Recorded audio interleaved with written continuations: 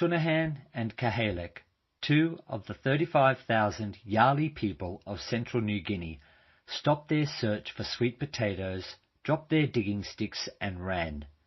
An arrow whizzed past them. The target? A meal of human flesh for Helak River cannibals. Rather than head for the safety of the hills, they fled toward a low-lying rock wall on the other side of the garden. As they neared the wall, an arrow struck Kahalek, and he fell, mortally wounded. There would be no escape for him. Sunahan clambered over the wall, bared his chest, and began to laugh. The raiders stopped, laid down their weapons, and walked away. Why? What kind of life-and-death game was this? Sunahan was standing in what the Yali call an osua, a garden of refuge. Had the raiders spilled one drop of Sunahan's blood while he stood behind that little wall, their own villagers would have punished these Helak River men with death.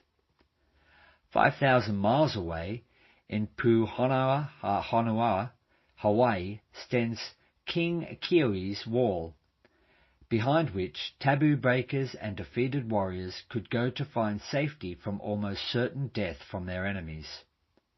More than a game of bull rush, these sanctuaries, found all over the world and originating in the law of God given to Moses, have meant life from certain death for refugees. Such is the reach of God's law word, written on every human heart. 6 cities of refuge were designated by God for his people Israel. Their purpose was to provide legal protection for those accused of manslaughter. Inside these cities, a man was safe from vengeance while he awaited his trial. These cities were places where God's law and justice provided safety from the mob, and later a fair trial. Later on, these cities became emblematic of God's protection for sinners in need of grace, and so David sings, "Be merciful to me, O God, be merciful to me, for my soul trusts in you. Yes, in the shadow of thy wings I will make my refuge." Further down the line, we see that the city of refuge God had in mind was his Son, of whom the writer of Hebrews said, "So that by two unchangeable things, in which it is impossible for God to lie, we who have fled for refuge might have strong encouragement to hold fast to the hope set before us."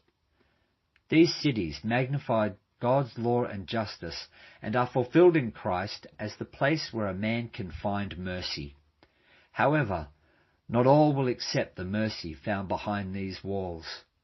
Isaiah tells us that, even among God's own people, there were many who sought their refuge in lies, and had thus made a covenant with their own death. Isaiah 28:15. "Because you have said, 'We have made a covenant with death, and with Sheol we have an agreement. When the overwhelming whip passes through, it will not come to us, for we have made lies our refuge, and in falsehood we have taken shelter.'" Mankind longs for a sanctuary city, a safe haven for those displaced by sin and its consequences. But not all sanctuaries are equal. Much like a garment of fig leaves, those who hide behind a wall of lies should not suppose that their lies will shelter them in the end. Rather than head for the city of lies, the gospel calls us to come clean about our guilt and make our way to the city of God. In the end, the safest place to run from the judgment seat of Christ is the judgment seat of Christ.